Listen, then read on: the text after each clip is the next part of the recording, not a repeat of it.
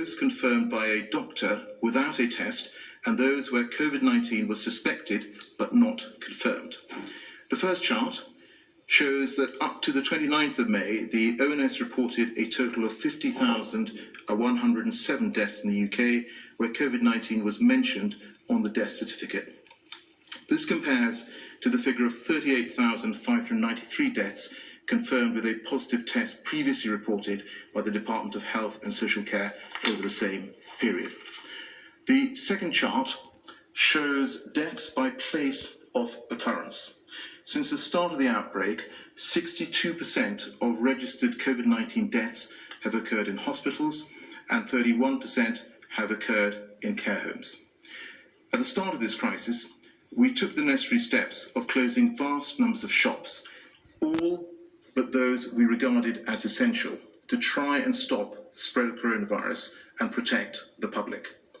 That was the right decision, even though there is no escaping the hardships it will have caused for businesses and their staff. To support those workers and businesses, we put in place an unprecedented package of support, including small business grants, loans, the job retention scheme, and the self-employed scheme. Now, thanks to the efforts of the British people in following social distancing rules, we have succeeded in reducing the number of infections and getting the R rate under control. That is why we can carefully begin to open parts of the economy which were required to be closed in a phased and careful manner. On the 1st of June, we allowed car showrooms and outdoor markets to open. Thanks to the ongoing enormous efforts of people across the country, we continue to meet the 5 tests set out in the Prime Minister's roadmap.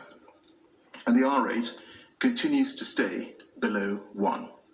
So I can confirm today that retail outlets which have been required to be closed will be able to open their doors again from Monday, the 15th of June, so long as they comply with the COVID secure guidelines we published on the 25th of May. This is the latest step in the careful restarting of our economy and will enable high streets up and down the country to spring back to life.